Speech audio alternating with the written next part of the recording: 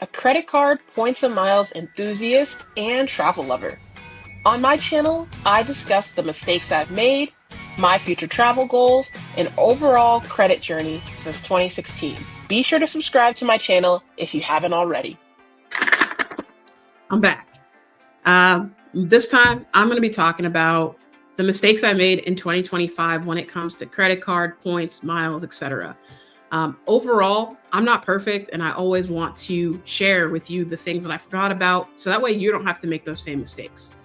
As someone that has 45 plus credit cards and well over 100 in my lifetime, there's things that just slip through the cracks because of the sheer volume of credit cards that I have.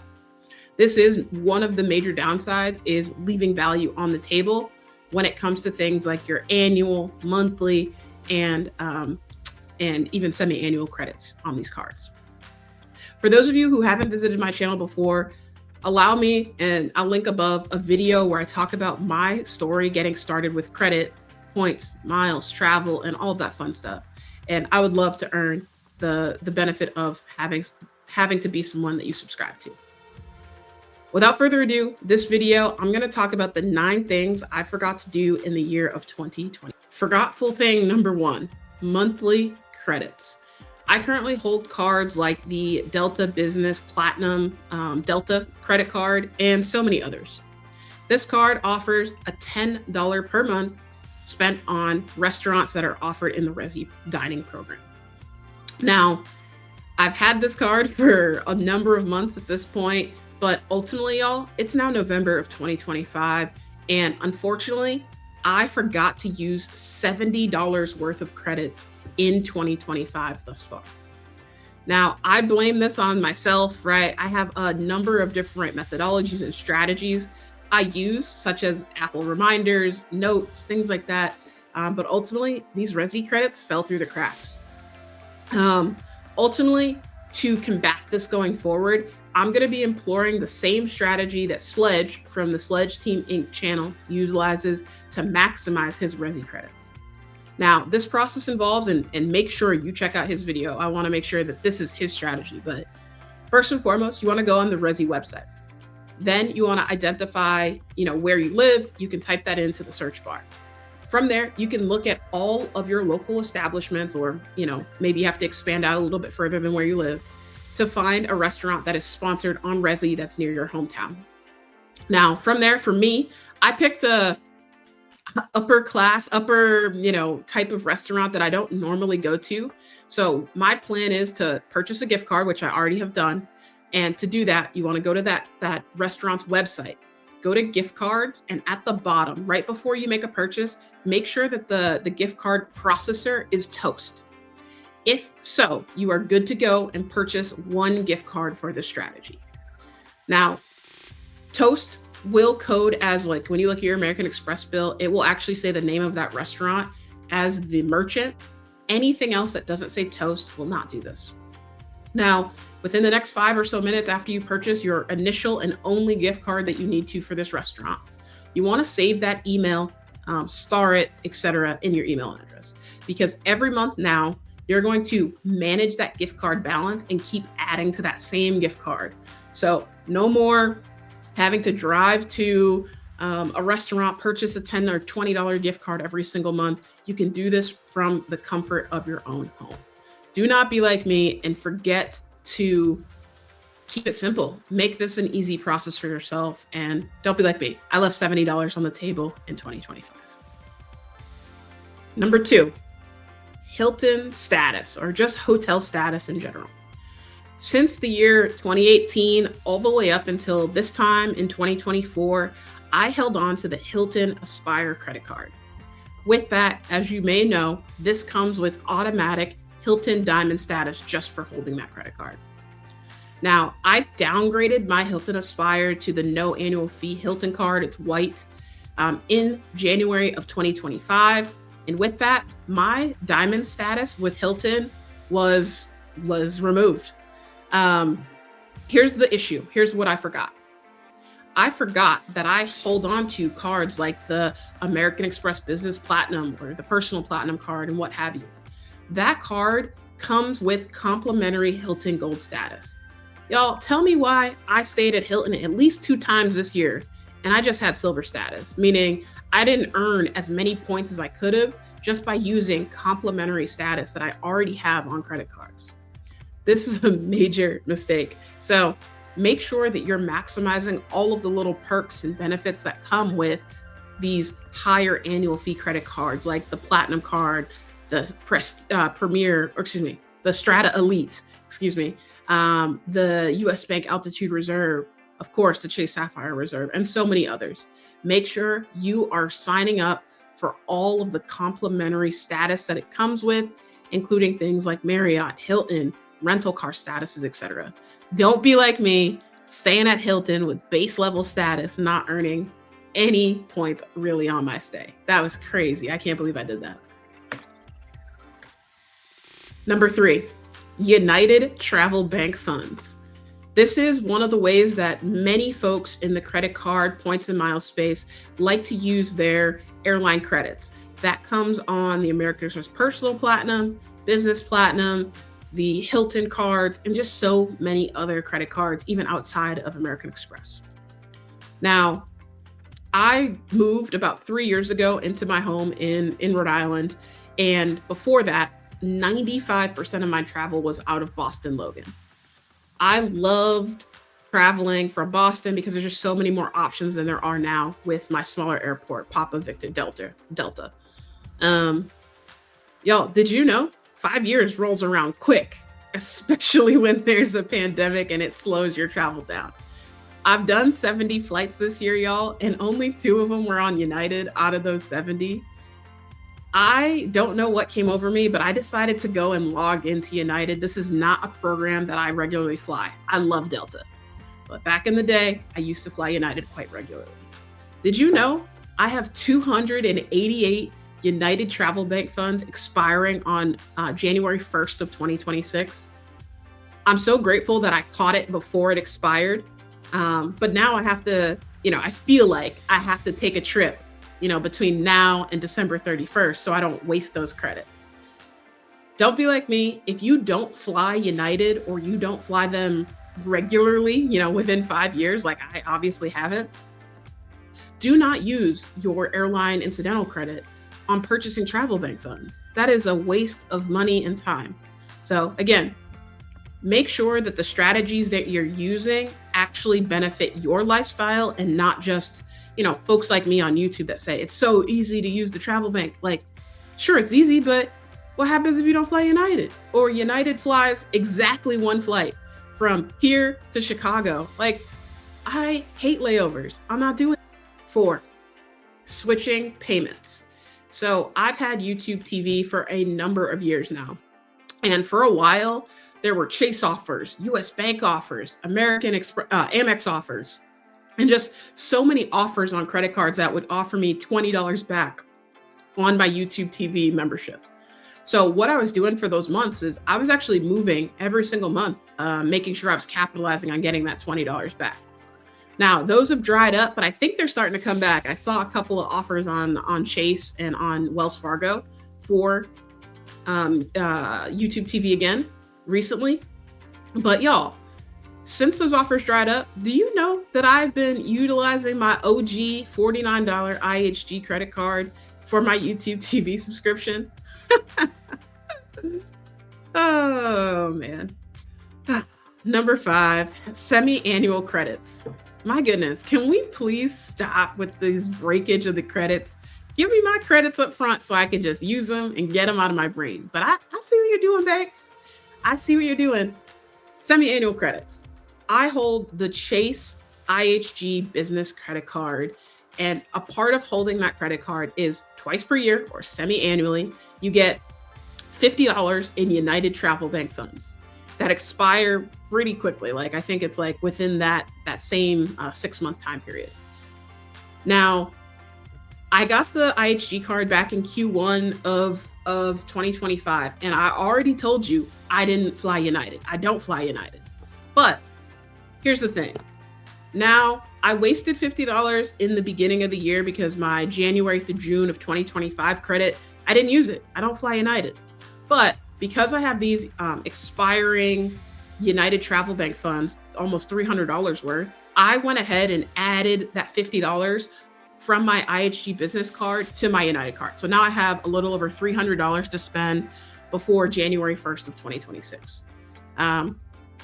Unfortunately, those flights need to be flown before January 1st, 2026. Otherwise, I lose my credit, but I will put it to use. So I say all this to say, make sure that, again, you're maximizing everything and you're getting cards that make sense. For me, even though I let that, that $50 of United from January to June of 2025 go to waste, it wasn't really a waste for me because ultimately I got this IHG card to pair nicely with my OG IHG credit card that I just talked about in the last forgotten thing.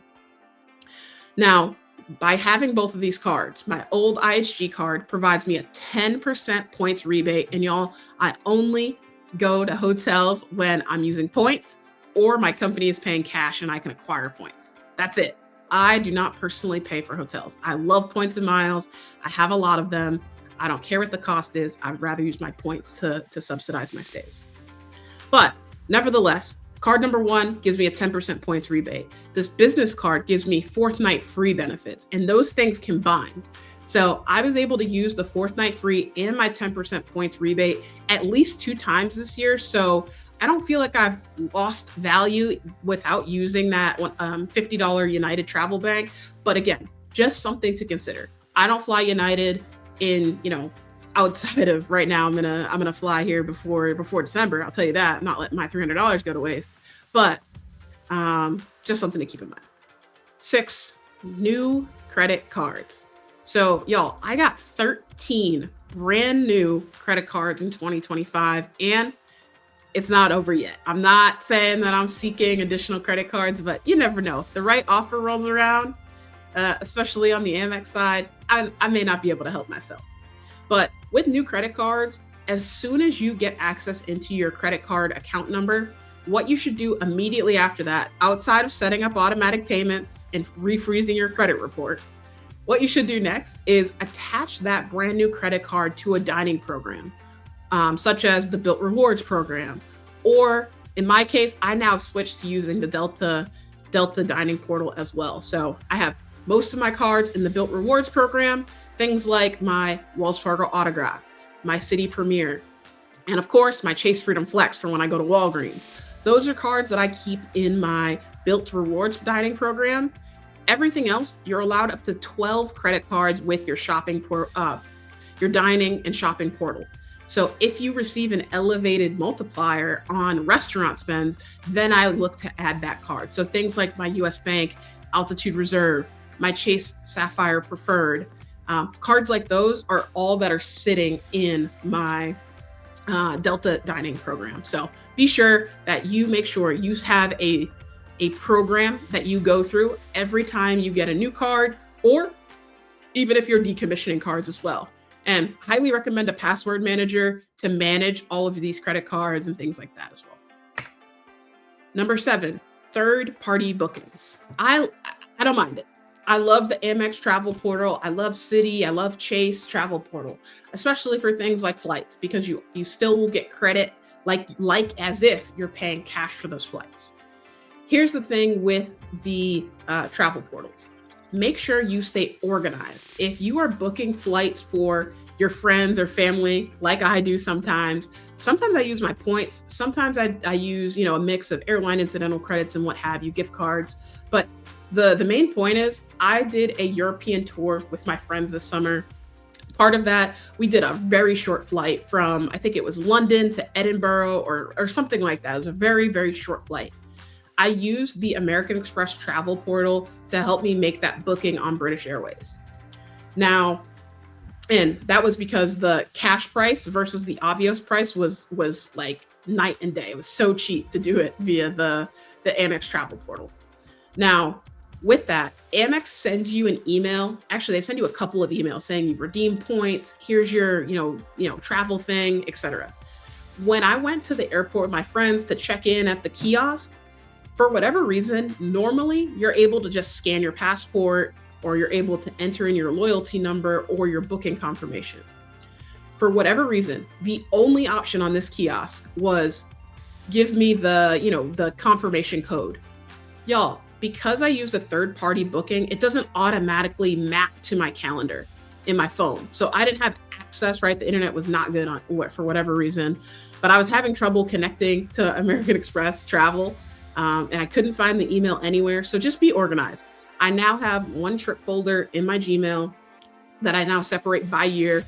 And I also keep a spreadsheet of when I book things. So I have that to cross-reference, right? I may have booked something in January that I didn't take a trip for until October, for example, right? I can see, okay, the receipt probably came in January. But I was able to obtain the code. It just took a lot longer, and I was like sweating because, I'm the travel guru out of all my friends. And I was like, dang, how do I not have the confirmation code? But it's because when you use those third-party bookings, it's not all the time that it's just automatically linking to your calendar. So stay organized, always have your confirmation codes, and travel safe this holiday season. One last point on that, I also book for my friends as well. Like when we go to group vacation, or I travel for sports as well. Sometimes I'll do those bookings. I'll make the booking. I may use points, I may use gift cards, etc. But oftentimes if I'm booking for my friend, I will have the receipt sent to them. My friends aren't organized and they can't be trusted. I don't know about your friends and family members. They cannot be trusted. I've had so many times this year where they've lost the email or they didn't save the email that contained the confirmation code. So again, I'm now writing down my own travel, their travel. I'm putting it in my calendar as part of the calendar reminder for going to the airport. I'm pumped about this one, but I forgot something. Marriott Brilliant. This is number 8. I recently picked up the Marriott Brilliant credit card. Yes, such a hefty annual fee, but it's a part of my greater strategy to obtain as many Marriott 85,000 point or less night certificates. So this all kind of goes into my grand scheme of things. Now, I applied for this card in late October, and with Amex, they overnighted, or they pretty much maybe 2 days shipped my credit card. So it arrived on Halloween, 10/31/2025. Y'all, I only had that day to use the card and obtain my $25 for the month of October. I let my $25 restaurant credit go to waste because I forgot until the next morning. I woke up and I was like, I should have either added it to my Resy gift card balance, or I could have ordered pizza or whatever, right, for Halloween, but I was too busy giving out candy to the kids. So I had less than 24 hours when the card came in the mail.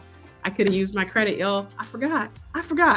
Let me know down in the comments what you've forgotten to do when it comes to credit card points, miles, or just travel experiences overall. I'm so excited to hear, and thank you in advance for being transparent with me as I am with you.